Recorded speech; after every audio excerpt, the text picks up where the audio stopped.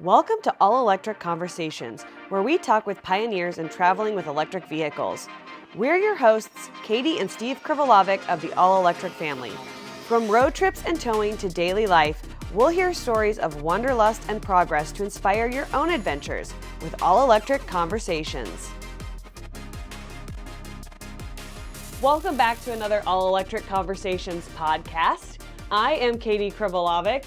I am Steve Krivolovic. And today it's going to be a little bit different than our normal podcast because usually we have a guest on to come and chat with us about their adventures and what they've been doing with their electric vehicle and towing and all their adventures. But today we just wanted to sit down and chat, just the two of us, and talk about some of our takes on some of the things happening in the EV world. So today you're going to find out how we feel about the current state of charging. Yeah, DC fast charging. And specifically, we'll talk about how we feel about how it's going for us with our Rivian R1T and our Lightning, and also how we feel it compares to the Tesla network, which we have also had vehicles on the Tesla network. So we'll talk about both of those things. All right, so let's get into it. All right, so obviously, we just said we've had a Tesla and we have the Rivian and the Lightning. So we had a 2012 Tesla Model S and a 2020 Tesla Model X long range. Yes. So and we had the 2012. We got that in was it 15? No, because that was the year Oliver was born. I think it was like 17. Okay, so we got it in 2017, and the infrastructure has changed a lot since. A lot. So that was one of the reasons we got rid of it, was because of the infrastructure. And so yeah, we had young kids, and we were driving back and forth very frequently at that point in our life from Lincoln, Nebraska to Kansas City. So we were going back and forth to see my family and your family. Some of your family was down there, so we were going back and forth a lot. So Steve loved that car and would have never given it up, except I got tired of waking up kids that were napping to stop and charge the car because we couldn't even get from Lincoln to Kansas City on a good, nice, bright, sunshiny, warm day. So yeah, on those nice days, we had to stop for like 15 minutes in St. Joe, but we would get to our destination with not much charge, and so then I'd have to figure out how to charge it. And even then, at that time, there was only one supercharger, I believe, in Kansas City. I think so. And now there's 3 to 4, Yeah. maybe even more at this point. I don't know. Yeah. So a lot has changed in 5 to 6 years. And maybe that influences what we think about charging too, because we've known that piece of it when it wasn't as good and as strong as what it is now. Yeah, and I was okay with that, figuring that out. I did have to go, because at that time it was only the CHAdeMO adapter for the Tesla, where your parents lived. And so I would just go to the grocery store and get us coffee in the morning and sit there for a while, for over an hour, to get a certain amount of charge so we could do our things during the day. I've always been fine with that stuff. But you were not. And to be fair too, during that period, that winter, there was a lot of cold weather too, to be fair to that car. It was -2, -4 degrees a lot of times, and the cars then weren't as efficient, and so they didn't have the heat pump that they do now, well, at least the Teslas. And so I will stick up for that car and say, it was, some of the first Teslas that came out and didn't have the infrastructure quite yet. Now, even in that car, if it even had 150,000 miles on it, that'd be a super easy road trip, because you stop in St. Joe, it's a supercharger now, and you would stop there for 30 minutes maybe, and you'd have enough charge at your parents' house, to go do the things. And you'd, on your way out, there's a supercharger now on your way out of Kansas City, so you just stop there for a little bit, and it would be a lot easier at this point. Yeah. Well, and I think too, it when you have the little ones and they need to sleep and like they just fell asleep and then you have to stop and charge, it does get a little frustrating. But I mean, that happens in a gas vehicle too, Yeah. or inevitably someone has to go to the bathroom Yeah. because we had two toddlers on top of the Yeah. baby. So it was just like, you know, looking back, I was probably a little irrational about it because of where I was in my sleep deprived mom life at that point. But Well, what was the other vehicle we had at that time? was that the Escalade? So I Yeah. probably just wanted to drive the Escalade. Yeah. Because So, that was like up until the Rivian, it was my all-time favorite vehicle, like of all time, was that Escalade. So it's still a beautiful, amazing I love that vehicle. vehicle. So, Yeah. Yeah. So I was probably a little biased too, because I was like, why are we not driving that? and I just wanted to drive the Tesla Yeah. everywhere. I mean, we took it down to my Branson. family reunion down in Branson, and so it highlighted all the problems with bad infrastructure to take it back to charging, because even on that trip I had to get a taxi. I had to take it there, charge, and we've always found stuff to do when charging, even then early on. So we went to, was it Bass Pro Shop Museum, whatever that's called. Yeah, down it's there. it's the one that's associated. Now I'm not going to remember the name of it, but it's associated with like fishermen because it's the big aquarium. Yeah. And that's what we put in that video. We didn't actually say that we were driving a Tesla, which is kind of funny. Funny now. And so I had to do a taxi back. Yep. And so, I remember that. yeah, back and forth. We found something to do and then went down to Branson. And I do remember having to leave the car at Tanger Outlet Malls overnight to get it charged up before we left too. So, and at that point, I would like have nothing to do with the charging of that car. Like I would not take it to a charger. I would not, I think you wanted me to go to Tanger like when we were shopping, and you wanted me to drive the car, and I think I did it like really hesitantly, like to go shopping. You were like, "You're going there anyway. Why don't you just go plug in the car?" And I did not want to deal with it at all at that point. which is funny. It is funny because looking back on it, it's so much better and so much easier than like it's way more pleasurable to go plug a car in than to get gas in the car. Yeah. So like why would I not do that? I think I just had it out for it for some reason, but well, I mean, the infrastructure was a negative thing, and so fast forward 6 years and not we feel like we can get anywhere. with a lot of the network. Yeah. The Tesla network is far superior in reliability. Yes. And they say that public charging, there's more stations. It does not feel that way. No. I guess maybe that's because of the reliability and the speed of charging. Well, and then, we live in an area where, it's not as built out yet either, because we can make the trip to South Dakota in a Tesla. You cannot make the trip out to Rapid City, South Dakota in a CCS vehicle without having to stop at campgrounds and stuff. There is not the charging up there. And we're along, is it I-90? Is that the one? I believe that's I-90. But that's even without towing and trailer. Yeah, so, that is just flat out driving. It's unfortunate. It is. So maybe that's a reason why we feel like there's not as many, because maybe in our area there actually is not. Yeah, because I mean that we made it in a Tesla. Yeah. Towing. Yeah. Yeah, towing.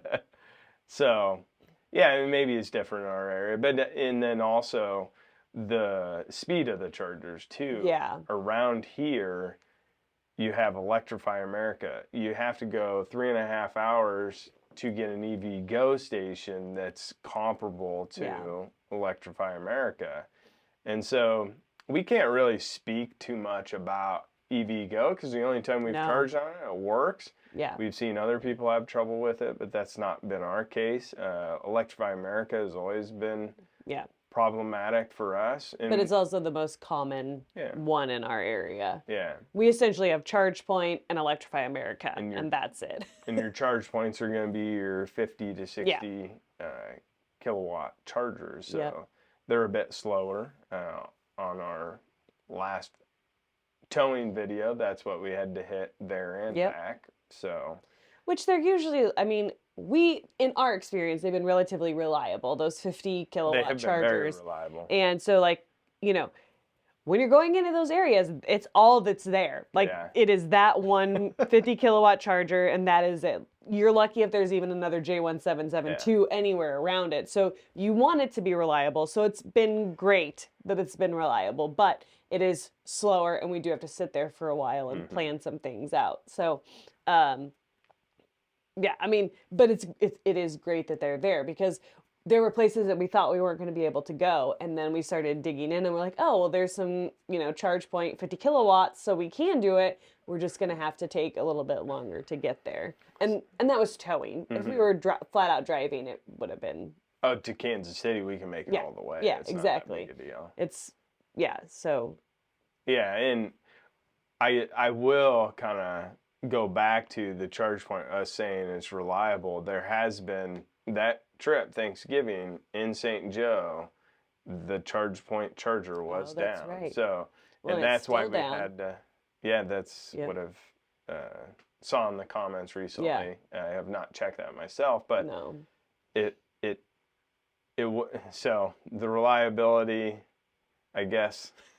Yeah, again, because we had to drive really slow on that trip to, and we'll try to link all of these up in our iCards so that, if you're watching this on YouTube, you can find them, so you can see those stories unfold. But we had to drive really slow on that trip to Kansas City on Thanksgiving, because where we had to stop was how many miles? I don't even remember now. 60-some miles, but then it was 100. Yeah. Yeah, it was like 100 and I can't remember. 130 or so. Yeah. At the top of our range of where we can get while we're towing. And then on top of that, I think we had a pretty strong wind, and so like we just had to It was go slow. Well, our average speed was 47. Well, that's what it says, and that's a bit deceiving, because I don't know. It always seems a lot slower. We were going 55 on the interstate. So. Yeah, but on the interstate, 55 is still not the most fun thing to do. Yeah, I mean, I creeped up to 60 every once in a while. So it was just, 55 on the interstate. I mean, minimum's 40, 45. But anyways, it would have been a lot easier if we could have charged there and also in St. Joe. And potentially we could have just went all the way to St. Joe and went there. Yeah. But those are still slower DC fast chargers at the 60 kilowatts. Well, and for us, I mean, it seems like, Lincoln to Kansas City is a 3-hour trip. And it seems like, okay, we could make that all in one shot. But the truth of it was that our kids, somebody needed to go to the bathroom or whatever. So we would always just wait till St. Joe, and then no matter what, we would stop in St. Joe and get a charge when we had the Tesla, just because we knew somebody was going to have to go to the bathroom, so it was a better place for us to stop, and then we would go on. Yeah. So it didn't change. I mean, even when we had a gas vehicle, we were still stopping somewhere, like between Rockport and St. Joe, somewhere in there, stopping to go to the bathroom. So it didn't change our habits any to stop at that St. Joe one after after the kids were grown and not taking naps anymore, but I'm talking more recent time frame. So having that one in St. Joe, like having a fast charger in St. Joe, and is the one in St. Joe, the CCS, it's a 50 kilowatt one again, right? Yeah, it might be 62 and a half, but so why can't we get a fast charger in St. Joe? That would be a great connection from Omaha, Council Bluffs area to Kansas City. They did for a little bit. EVgo showed up at where Highway 2 meets I-29. Oh. It showed up saying that was going to be a spot they were going to put one, and then it disappeared. I called the gas station and everything, and they knew nothing about it. And of course, being in the Midwest, they're like, I hope not. But EVgo they're going in with Pilot, I believe, and there's a Pilot there. Yeah, there is. And so that's what they were going to put there but anyways. Which I'm not sure how I even feel about that, because going to the big truck stops, that's when stops would take so long, even in our diesel truck, like the truck stops. Yeah. So is that gonna turn into even longer charge stops just because things are so busy? That's gonna be my question about it. To be interesting to watch and see. Oh, you're talking about once there becomes more. Yeah, like at the pilot chargers. stations and stuff. Like, or not chargers, more EVs. Is that what you're talking? Yeah, like EVs, or even just the busyness of, so like you try to go in and grab something and there's a giant line and all of that stuff. But it'll be interesting to see how that. It might work out better because they got more parking lot, it might. Especially for towing. So yeah, that's true. Yeah, it'll be interesting. Because like think about EV Go in Kansas City at Oak Park Mall. You'd have to drop your trailer, and you might drop your trailer like pretty far away. Yeah. So. Yeah, because it's a busy. Well, it's right by the doors going into Oak Park Mall. Which is great if you want nice parking when you're charging. I think that's the idea of it, but that's not, you'd have to go there late at night too. Yeah. So. Yeah. Anyways, with the EV Go, we've always had success with that. We have. Yeah. We have. Kind of jumping around. I know. But overall, how do you feel about the state of fast charging? For somebody like me that researches the heck out of stuff, like before a trip, during a trip, all that, it's not as bad it's, coming from a person that had to have their vehicle towed. I get that. But I'm also a risk taker too. Yeah. And so that's what happened on that trip. I'm, fully aware of how I operate. I'm okay with a bad outcome because I can figure it out. Yeah. So that's bad outcome in a sense of charging. I'm not trying to be unsafe or anything. So with that being said, it is frustrating that I have to be that way. Yeah. And I don't have to be that way. I'd be that way anyways. I was that way with the Tesla. I was that way with anything. But if somebody isn't willing to do that, it's a bad state. Yeah. If you're not comfortable taking a risk, then it is a bad state. Like, especially in the Midwest where, there isn't another option. You're plugging into that one, or you're plugging into a J1772 and you're stuck there for, hours to get a charge. Like, you're taking a risk to go out and drive your vehicle somewhere. And, so you have to be willing to make that risk. And, again, it's kind of the same thing. I would say, like, personally for myself, like, it's not that bad. We have always been able to get to the places that we want to go. Mm-hmm. So if you look at it on that grand, like, big picture piece, then no, it's not that bad. We can go where we want to go. But then you start digging into it more and more, and then that's where I think the problems start to arise and come out, and you start to say, okay, so maybe it's not that great. You don't have as fast of a charger as you want. You don't have a choice in where you go to charge. You just have to go to one particular charger. When you plug in, it might not charge the way you want it to the first time around. You have to have a backup plan, like there has to be, you have to know, okay, if this doesn't work, where am I going to go? What am I going to do? You can't just, go another couple miles down the road and plug into a different charger and stay on your way. So, I think we've always had a pretty optimistic outlook on a lot of things in life. Like, we're going to choose to see the bright side versus seeing the bad side of it. I mean, and like you said, us being a little bit more risk takers and a little bit more adventurous, like, we're like, okay, let's go see, let's go figure it out. Let's go do it. This is fun. This is exciting for us. We're learning something new. And then we can go and we can give that information to other people and help them. So it's easier for them. So I think we're going to have a pretty optimistic outlook on it. But I think when you get down to the nitty gritty of it, it is pretty bad. And, I mean, we do make fun of it a lot. Yeah. But I think that's also part of how we cope with things like that. When we're like, this is stupid. So then we just, make videos of, like shorts that are like that feeling you get when Electrify America works the first time, or whatever else.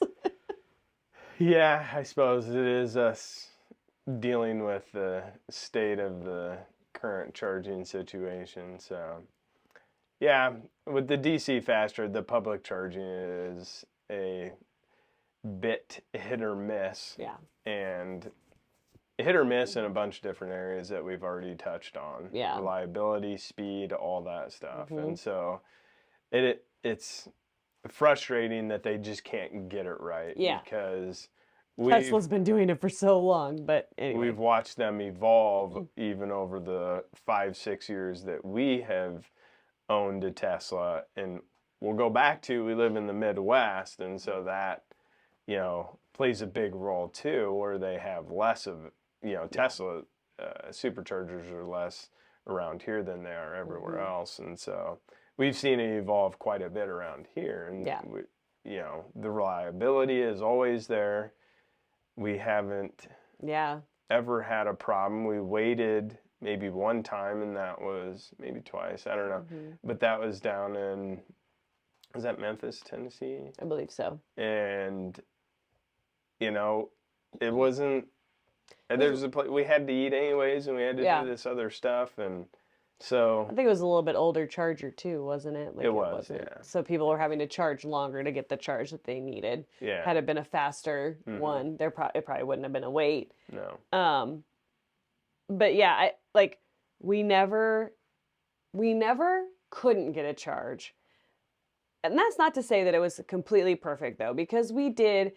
So the frustrating part about a Tesla charging is you're chugging right along and you're charging at high speeds and it's going great, and then somebody who doesn't know any better pulls in next to you and plugs into the same cassette, and then you're like and there's open chargers available, so then you get up and you move to go get fast charging again.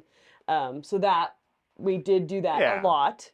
And there was also times a lot, but yeah, we had you to. probably did it more than you remember, because I would be like, are we really moving? Like, why are we moving right now? Gotta have the speed. And the cords would get hot and limit charging. We were wrapping the cords and stuff for a while there with, when it was getting hot. So was it significantly better than reliability wise than the CCS network is? Yes, but it wasn't like fully. Even the split charging is faster than those charge points. Well, I know, yeah, it is, but like it was annoying, to deal with. When you're a Tesla owner, it's annoying to deal with. You're like, dude, and then you don't want to be like, just so you know, like you don't want to be that guy. Yeah, but they're building tons and tons of Tesla chargers out there, DC fast chargers, and it doesn't appear that way in the public charging infrastructure. Yeah, I mean, if you look on PlugShare coming soon, there's quite a bit, but I still see that there's one up in South Dakota. It's like a 24 kilowatt, and they're calling that a DC fast charger. I feel like at this point they shouldn't even call it that. No, I mean, 'cause that's going to take 4 hours to charge your car. I think anything under 50 needs to not be listed as a DC fast charger, but even as 50s. As big as the batteries are getting, maybe even, but whatever. Or at least let's have stages of DC fast chargers. Like, this is a slow DC fast charger. I mean, I know we start to get more and more complicated with all people remembering what's good and what's not, but once you get into it and you figure it out, it's really not that hard. It's just like the octane of gas that you're putting in your vehicle, so it's not that hard. So, I feel like even if it's just on PlugShare, if PlugShare just says, okay, this is an orange one that's, kind of fast, this is a, whatever it is, so that people can more easily tell. But I mean, I do wish that they would put more of the CCS chargers in that are good quality, high, fast chargers. Which are? Like 100 kilowatts or more. But who makes these Oh, who chargers? makes these? I don't know. I, y- Tesla. I think we're going to have to see. My take has always been we're going to have somebody that is involved in the success of the cars Yeah. take on the success of the chargers, because people are not going to go buy EVs if they can't rely on the charging network. Yeah. And so that, I think that's why it works for Tesla, is because they have direct skin in the game. If their chargers don't work, their cars don't sell. And that's my take. And so, like, is someone like, Rivian's trying to do their part Yeah. by putting Yeah. chargers in. And so is it going to be like somebody like Rivian that goes in and puts in the CCS chargers that makes it work because they have skin in the game? Is that what it's going to take? Could be. I don't know. It'll be interesting. And so, what do you feel like? We talked about all the problems and all that stuff. I asked the question, what chargers, but what needs to change to make them more reliable and actually, expand more? Because if reliability was there, yeah, I mean, you almost have to have in my eyes, you almost have to have reliability first and then be able to expand. So, yeah, I think what needs to change to make reliability possible? I mean, that's just $1 million question, isn't it? I don't know. You're gonna have to have. I think you're gonna have to have teams of people that are out there constantly working and checking on the chargers, which is obviously going to increase the price of charging because they're going to have to build that in. It's not just an energy cost; it's a maintenance cost. It's all that stuff, which I think personally, I am fine with it costing more than what it does right now, as long as it means that it works. Like, I get frustrated when we pull up to a charger that's not working and it's free. Yeah, okay, that's great, but like, I would rather be paying for it to the charge so that somebody could come out and fix it than be getting a free charge. Yeah, so what I'm hearing is the profitability, and I do think that that's something, as you dig more into it, is there's no profits to be had. So why an owner-operator would keep things running efficiently? Which is it tough. Goes back into it being from the companies that build the cars, because then it goes into their profits of their cars, right? Like, I mean, that's how I see it. Well, I mean, it's kind of what you said. How I see it, business model wise, would be you have to make a profit, and so you have to charge more in order to keep reliability and maintenance up. And so I think that you're going to start running into, depending upon where gas prices go, not to compare it to that, but you're going to see that the price of it's going to be close to the same. But do you care on a road trip if it's close to the same? No, I don't at all. I don't either, because I'm charging I'm fueling up for so much less at home. Yeah. I don't care that I have to pay those prices when I go out. Yeah, even if I have to pay more on a road trip, I'm fine with that. I would understand if you are only filling up at DC fast chargers, how that could be annoying, but that's unfortunately the state that we're at. Yeah. And until you can build an actual unit that needs no maintenance or something along that lines, then you can't charge. You have to charge more to actually make it worth it. And they're wild. It could be a problem of, at this point, like, there's just not enough EVs to make it profitable. If they were constantly full, like gas stations are constantly full, then maybe you could be charging the prices that you're charging now and still keep up the reliability, just because it's a volume. You just have enough volume to do that. Where you're trying to maintain these chargers where somebody's coming in, and think about North Platte, Nebraska, right? Like, how many charges do you think that thing gets on it in a day? Like, I don't know. Most of the day, maybe one or maybe two of those chargers are being used. I mean, a lot of the times we pull up and those chargers are empty, right? So they're just sitting there empty. wearing down in the weather and all that stuff and not bringing any money in for maintenance. Yeah. So if you get the volume where it's constantly full, where it is being used more, but you're also just bringing in more revenue. Yeah. You know, I mean, so maybe we're in this awkward stage where We are. it's, you know, but once we get to the volume, it'll be easier to maintain. Yeah, where it's actually conducive to have a charger and you can make money off of it. Yeah, I mean, that's exactly right. You would have hoped that some of these bigger operators like Electrify America or EVgo, you know, would understand that they need a lot more capital in the beginning. I mean, Electrify America basically had a ton of capital. But anyways, and then carry the losses through until, you know, EV adoption, you know, became Hits a thing. that point. Yeah, whatever that inflection point is. I don't know the answer to that, but yeah, but if they want to make money and keep things reliable, like you're not going to make money if people pull up there and, you know, don't get a charge. No. You're not going to make money if you don't have the confidence of taking a road trip and going to these DC fast chargers.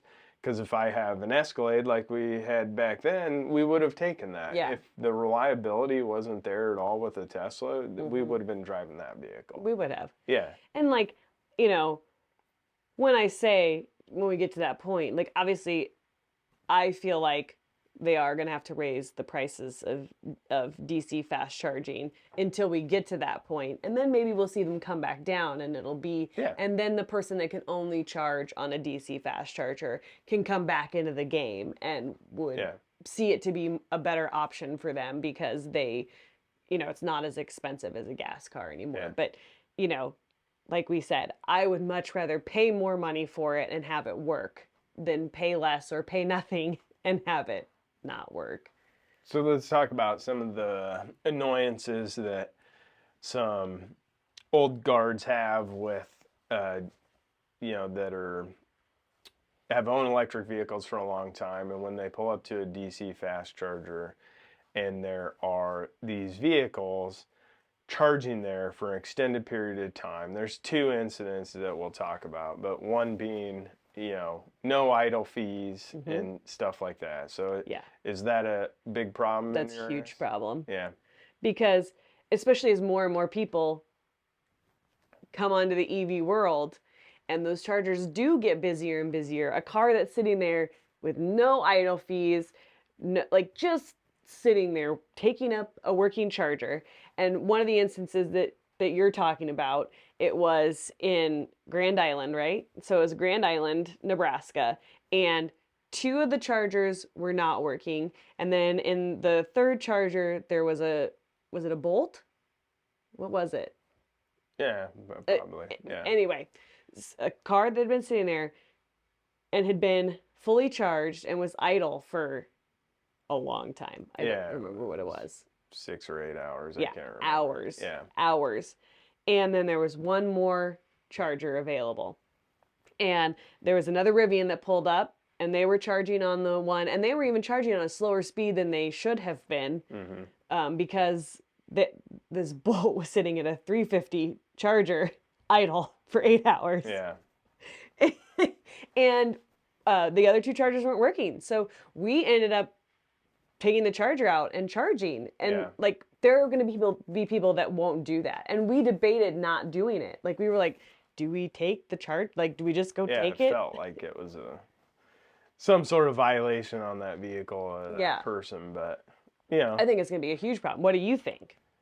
Well, so with that aspect, the more you get newer EV people into the market, like, in my eyes, I think it's going to get worse. Yeah.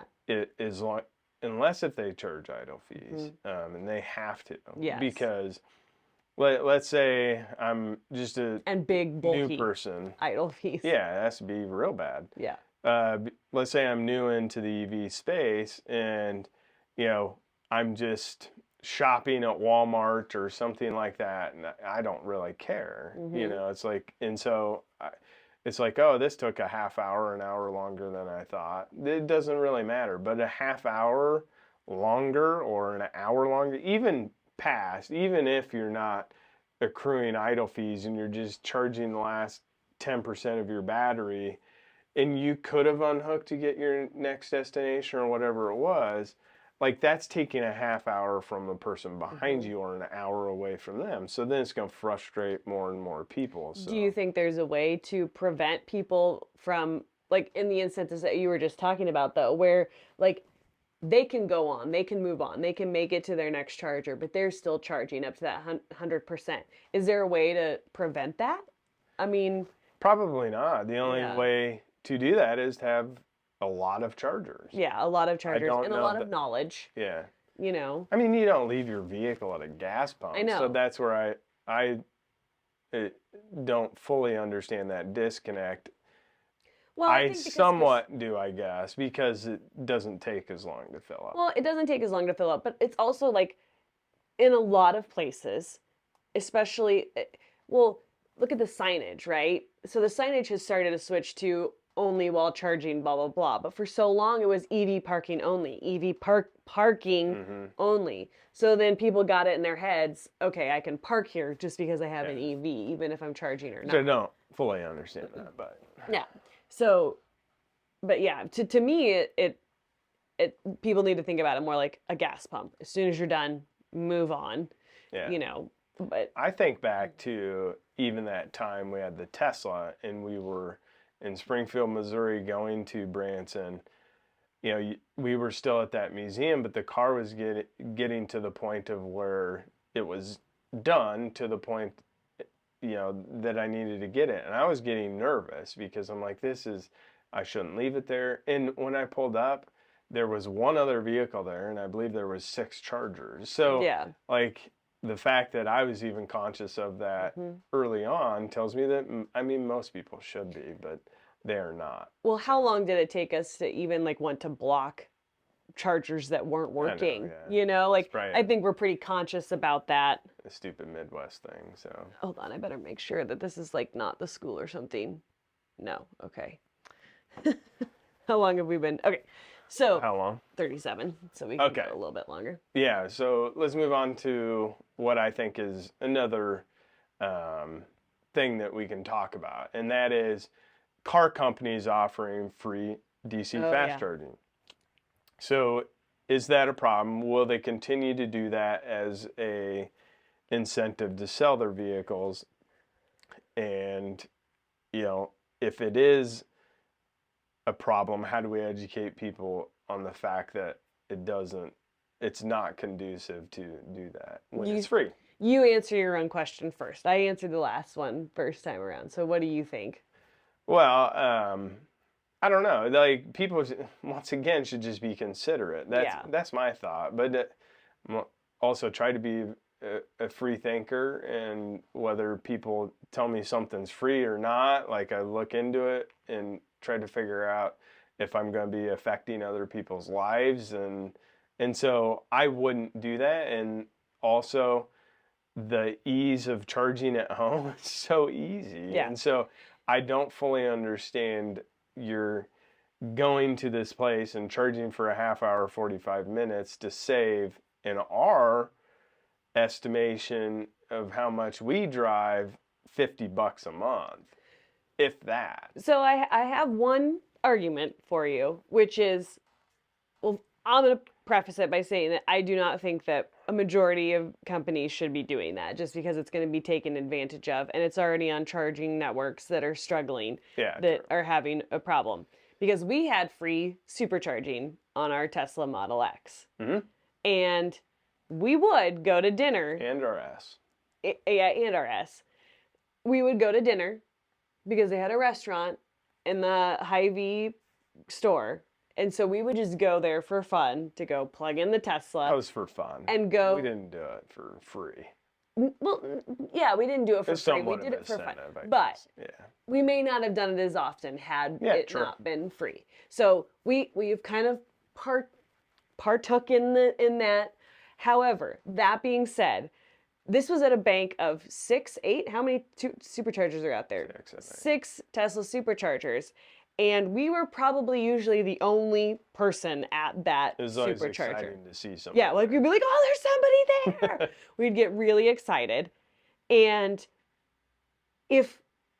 I fully believe that if we pulled up, and even if it was like 3 of them were full, we probably would have been like, these might fill up while we're in there. We're not going to do it. Yeah. So I think that times are changing, and, you know, and there are so many more CCS vehicles now. Like, now I'm surprised when we pull up and there isn't somebody else at the CCS chargers. Yeah. I'm like, oh, it's empty. The Tesla ones around here, I still, like, every time we pull up to that one, I still, like, maybe one other Tesla is there. Yeah. So I think there's a little bit of a difference there. And Tesla is providing free charging on their own charging network, which I think is a little bit of a different game as well, you know, because it's all within the same company, the same. So I think that's a little bit different than, you know, any old car company saying free charging to take this car. Is it a good incentive to get some people to switch over? Obviously. Yeah. Because people that have done no research on EVs whatsoever are like, free gas? Yeah. Okay. Yeah. And so they make the switch. But I think it's the wrong way to go about it. Yeah, because they may get frustrated that they have to sit there for a half hour, 45 minutes to get and they don't know what it takes worth of gas. Yeah, they don't know what it takes to get to it, you know, on a road trip. They haven't done the research. They just saw free and were like, yeah, I could save $250 in gas, and my car payment's paid for in gas, you know, like, you know, when you break the numbers down, in my eyes, the real savings is just purchasing an electric vehicle and charging it at home. Yes. So that should be sellable in itself, in my eyes. Yeah. Well, and even for someone that tows, you know, you go to your campground and you're already paying for the camp spot, the energy there, and so you don't have to pay additional when you're camping or whatnot. So there's little places, but the fast chargers are not the place to be saving money with an EV. No. Period. I don't think so. End of conversation. Yeah. So to kind of bring this down. Okay. What I don't know. Do you have a question? I asked all the questions. I just feel like we got to bring it to an end. I know. How do you close this one out? How do you bring it to an end? I feel like this is a topic that we can continue to go on forever and ever, because obviously we feel, okay, so here's the question. Like, do you want to go back to Tesla because of the reliability, or like, do you think people shouldn't be getting EVs right now because of the reliability? Like, what's your overall, you know, end point with this? Like, what would you tell somebody? What advice would you give? So it goes back to just what we're trying to communicate to everybody is you have to choose the vehicle that's right for you. So like in our situation where we do like to road trip, we do like to tow. Towing's a hard thing. So let's just exclude towing because I don't think that's the majority of people. So let's say that we are a family that likes a road trip though. And if we are the all-electric family, meaning we have all-electric vehicles, I personally think it's perfectly fine to have a truck like the Lightning that is, you're charging at home all the time, or the RVing, charging at home. But then for a road trip vehicle, I do think, and if I'm talking road trip meaning 500 or more miles, you're going to have a way better experience with a Tesla. And it's going to be more enjoyable. It's going to be an easier switch. So that's the thing. If you're not an all-electric family like we are, then I would say a Tesla if you want a road trip, or if you don't want a road trip on the infrastructure that's currently there, maybe you don't like Tesla or anything like that, then that's going to be your hybrid or your gas or diesel vehicle. Mm-hmm. And then your one that you're driving, less than 100 miles away, so you can get there and back on a single charge and still charge at your house, then that's the best option currently.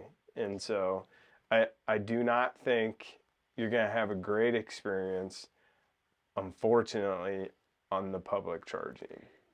I agree.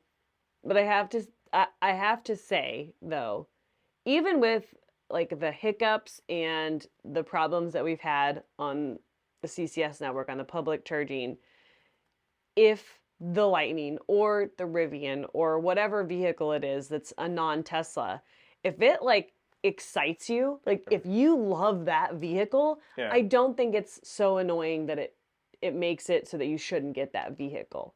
Yeah, that's probably true. Like, especially if you're going out to your vehicle every day and you're excited to get in it and drive it. Because it's annoyances. It's not the inability to be able to get somewhere. It's just annoying. Yeah, and if you weren't towing, you could always be charging. Just like the people when we were going out to Colorado on the Rivian, they were just charging every single charger. Yep. Which was a smart way to travel. It's going to be slower. Yeah. And they weren't running their battery down super low, so they were able to make it to the next charger if that one didn't work. So that truck really excited those two people. So it was so thinking about them, like specifically, it excited them, and they were excited to take it on this road trip. We're okay with it taking the slower route of charging higher in the battery pack and sitting there for a little bit longer. Yeah, that's true. So if you get excited about vehicles, I was talking about the practicality of it, and you were talking about if it gets you excited, then you should. Yeah. So it's just a choice. It's just a choice to make, because I think at this point most people have made it pretty clear. In a Tesla, you're going to get there. It's not going to be a problem. It's going to be smooth sailing. It's going to be easy peasy. Yeah. Like, it's not a problem anymore. Yeah. It's as reliable as a gas vehicle to get you on a road trip. CCS, it's not going to be as reliable, but if you can deal with some annoyances because the cars excite you, whatever car it is, you're not a Tesla guy, and the truck, whatever it is like, man, I love this thing, and you can deal with the annoyances, then go for it. Yeah, because I will go back to my favorite current road tripping vehicle is the Lightning. Yeah. Because it's so big, it's so quiet, like all of that. So, but I'm willing to deal with the annoyances, but that's not for everyone. No, it's not.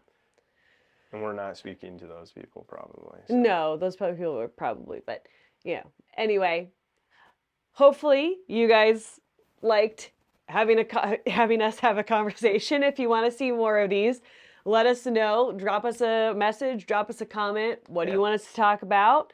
We love talking about this stuff. We can obviously go on and on about it forever. So, I mean, we probably just need to start recording our conversations when we're on a road trip, because we'll start talking about these things and have these deep conversations about all of this.